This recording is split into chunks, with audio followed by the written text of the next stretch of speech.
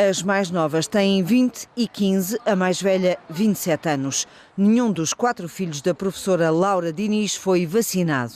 É uma decisão difícil, que implica muita responsabilidade, como eu já disse, não só das vacinas, mas da alimentação. Vocês não conseguem imaginar hoje em dia que está na moda comer tofu e seitã e não sei quantos, o que era há 30 anos, ou há 30 e tal anos, quando nós começámos a fazer mudanças alimentares, não era muito fácil, mesmo sem ser com crianças.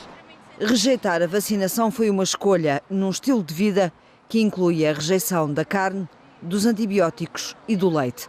Laura Diniz entende que se há liberdade de escolha é para ser respeitada. Se eu me dissessem assim, ok, é mesmo proibido, eu tinha que vacinar os meus filhos, porque estou na sociedade em que estou. Mas eu tenho essa margem de liberdade. As filhas dizem entender as opções dos pais. No futuro, como mães, ainda não sabem o que fazer.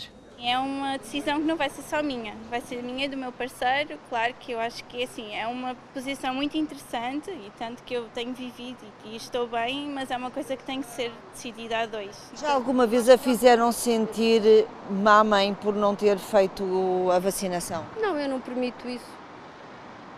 Nunca permitimos isso, porque nunca fizemos isso de ânimo leve, nem para termos menos trabalho ou para não nos darmos ao trabalho, antes pelo contrário. Quando eu decidi ter os meus filhos em casa, foi uma decisão muito mais difícil do que não vacinar os meus filhos. Ao contrário da medicina alternativa, na tradicional é difícil encontrar um profissional de saúde que não defenda a vacinação e o direito a ser saudável. Digo sempre que uma coisa é o direito que ele tem e outra coisa é o direito que a criança tem. E como a criança tem direito a não ter a doença e a não morrer por causa da doença, podendo evitá-la, portanto, o direito da criança sobrepõe-se ao direito dos pais. O pediatra defende o regresso da vacinação obrigatória das crianças e o castigo para os pais infratores. Pode transmitir aos outros. E a transmissão aos outros é já um problema social, quer dizer, já não é um problema do seu próprio filho, mas é um problema social para as outras crianças. Acha que os pais deviam ser penalizados de alguma forma? Quer dizer, é uma coisa que está em discussão e que se vai continuar a discutir, mas acho que sim, deviam ser penalizados. As 2 últimas epidemias de sarampo em Portugal ocorreram em 1987 e 1993. Cerca de 15 mil casos notificados, com 30 mortes registadas.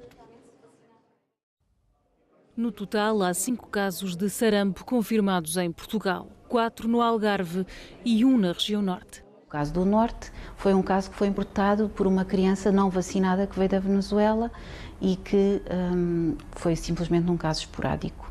Não houve mais casos associados. Os casos do Algarve ainda estão em investigação a origem da infecção, mas são todos em pessoas não vacinadas. Há ainda outro caso suspeito que está a ser investigado.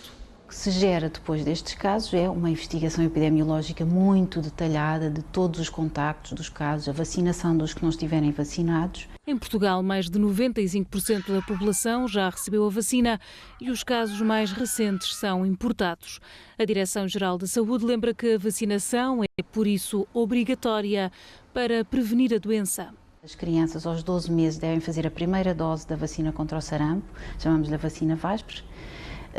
E não deve haver atrasos, porque essas crianças nunca foram vacinadas e estão suscetíveis, de facto, e normalmente até estão na escola, portanto é muito fácil haver contágio entre as crianças pequenas e pode ser grave naquela idade.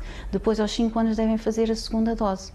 Os adultos devem também terem uma dose de vacina. Apesar das recomendações, tem crescido o número de crianças não vacinadas, muitas vezes por opção dos pais. Na presença do vírus, os sintomas incluem tosse, corrimento nasal, olhos inflamados, febre e manchas avermelhadas em todo o corpo. A transmissão acontece geralmente por tosse, espirros ou pela simples respiração. A doença altamente contagiosa é quase sempre benigna, mas nos casos mais graves pode provocar pneumonia, lesões cerebrais, cegueira e até a morte.